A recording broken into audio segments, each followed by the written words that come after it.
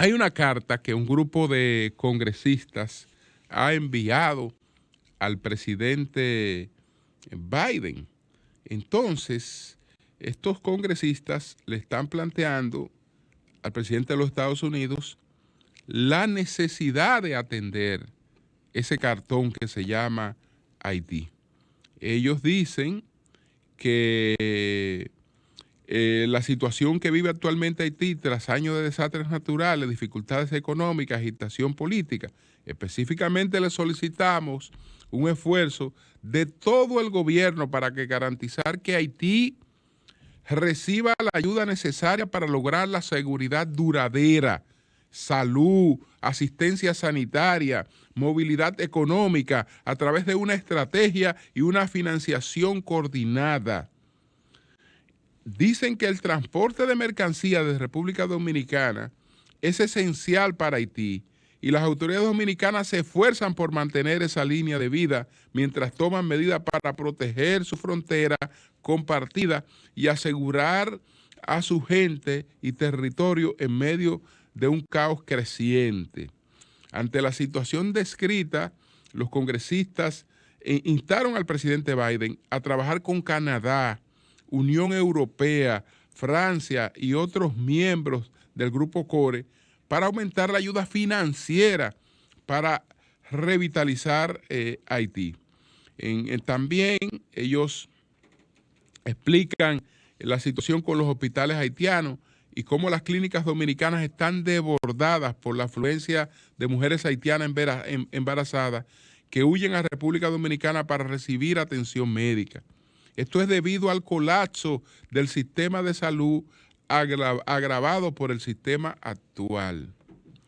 Mientras algunos quieren poner énfasis en una campaña contra la República Dominicana, planteando que supuestamente se niega a brindar servicios a mujeres embarazadas o que hay supuestas expulsiones desde salas de parto de mujeres organizadas, este grupo pone el énfasis donde hay que ponerlo, que es en el colapso del sistema hospitalario de Haití.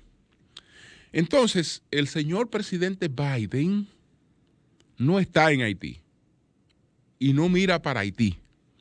¿Por qué razones? Porque aún en la situación de impopularidad que ha ido acumulando, es decir, en la baja de su popularidad, él no cree que Haití les represente la posibilidad de una recuperación electoral. No se la representa. Se la representa Putin. Se la representa la confrontación que tiene con Putin por la posible incursión o frente a una posible incursión de Rusia en Ucrania. Y entonces ahí lo vemos con un discurso encendido, digamos, totalmente a la ofensiva, planteando y haciendo una serie de advertencias. Pero en el patio nada. En el patio nada porque Haití no les representa, según ellos, ningún peligro. Y no es así. No es así. Un Estado a la deriva como Haití es un factor de inseguridad para Estados Unidos. Es un factor de inseguridad para Estados Unidos. Estados Unidos no puede pensar que su seguridad solo está en peligro, como ocurrió en ocasión de la Primera Guerra Mundial, que decidió una cadena de invasiones con la finalidad de resguardar sus fronteras de la posible incursión de algún adversario. Y entonces invade Haití, invade Panamá, invade Nicaragua, invade la República Dominicana, en cada uno de los lugares buscó un pretexto, pero el pretexto de fondo era ese. Bueno, ese asunto no está hoy, pero hay otros peligros, Cuando el mundo pasó a una etapa en la que se habían declarado el fin de los conflictos por la Guerra Fría, vinieron nuevos conflictos. Lo de las Torres Gemelas no tiene que ver nada con la Guerra Fría. Y fíjense que ese nuevo tipo de conflicto tuvo más efecto para los estadounidenses que los conflictos que se generaron con la Guerra Fría. Entonces, el no ver Haití como un punto de desestabilización para toda la región, pero incluyendo un tema que debe ser visto como parte de la seguridad de los Estados Unidos. ¿Qué grupo terrorista no tiene posibilidad de incursionar en un estado que está justamente en manos de bandas terroristas? En manos de bandas terroristas. Entonces, quien tiene la posibilidad de encabezar a la comunidad internacional y poner en su agenda Haití son los Estados Unidos. Desde luego, seguidos por la Unión Europea. Que tienen que buscar la manera de contribuir en un país que lamentablemente también cada vez quiere dejarse menos ayudar y acompañar. Porque los problemas de Haití ya sabemos que son muy graves.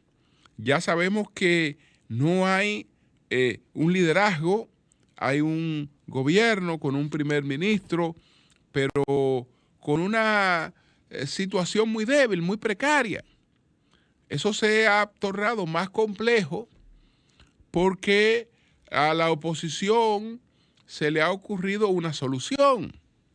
La solución es, sin ninguna legitimidad, escoger a un presidente provisional y a un primer ministro provisional.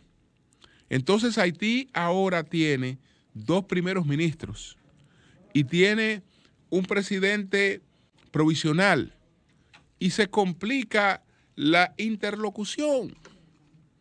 Entonces, no hay con quién entenderse, no hay a quienes llamar a un diálogo para buscar una solución en Haití.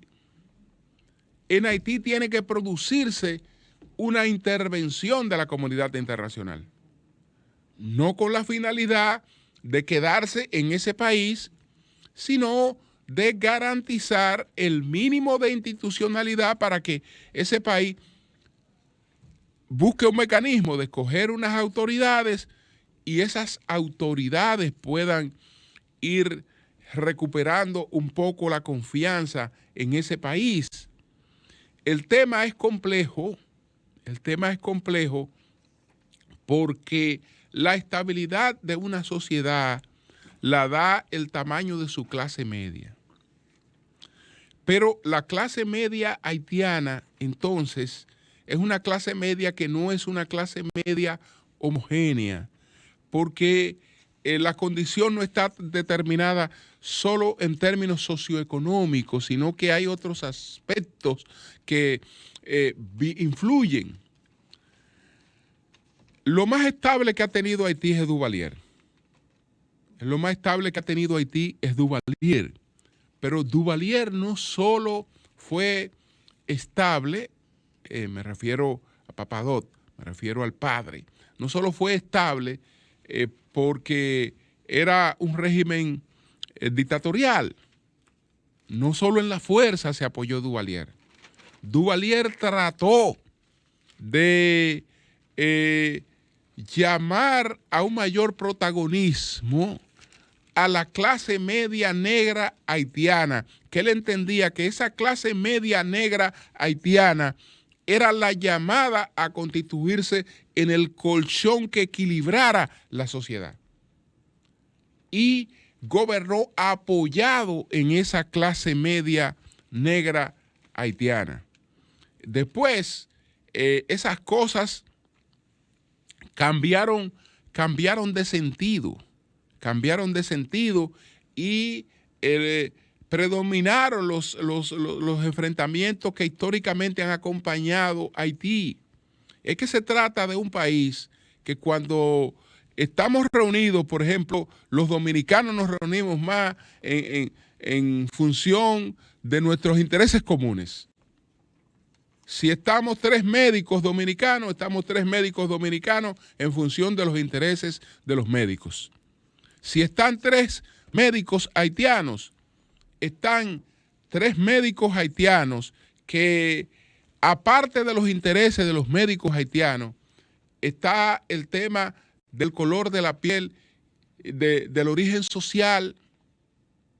No es lo mismo un clase media mulata que un clase medio negro. No es lo mismo.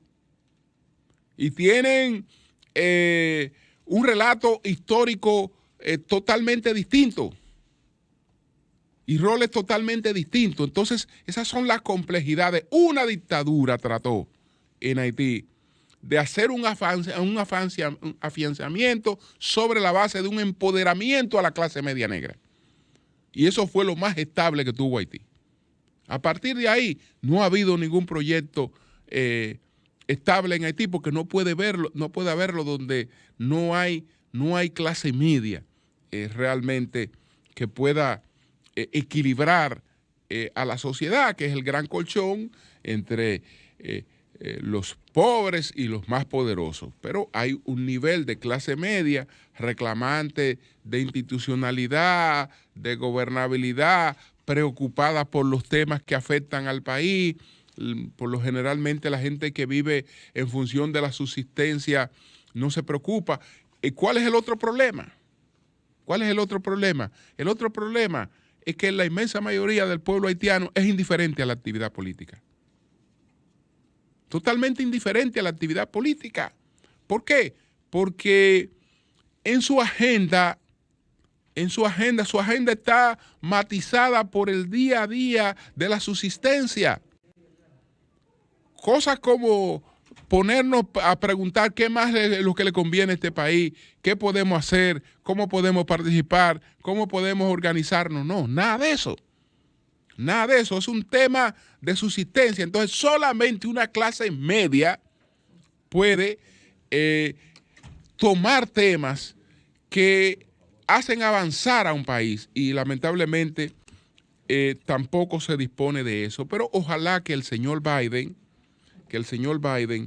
escuche a estos congresistas y vea con seriedad el tema haitiano, que aunque él no lo crea, es un tema serio de seguridad para los Estados Unidos. Aunque él no lo crea y él no lo tome de esa manera.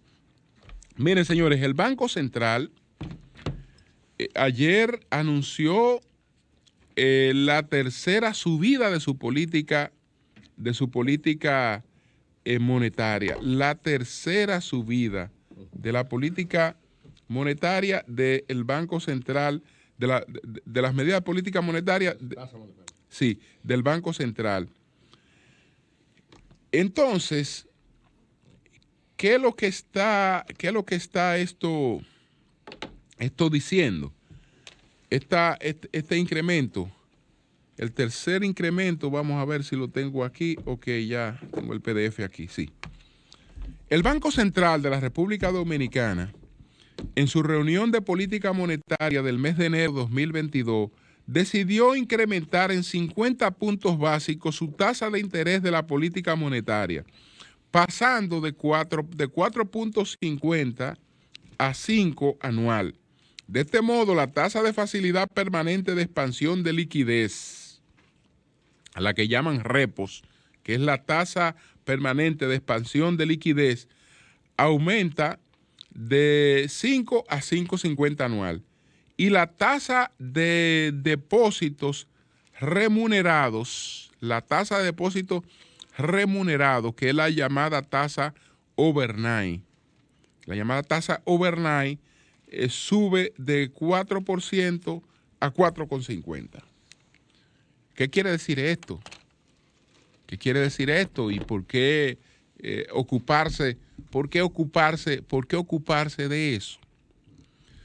Porque eso lo único que le está diciendo, lo único que está advirtiendo es que el dinero para el que necesita un crédito de un banco, el dinero se va poniendo más caro.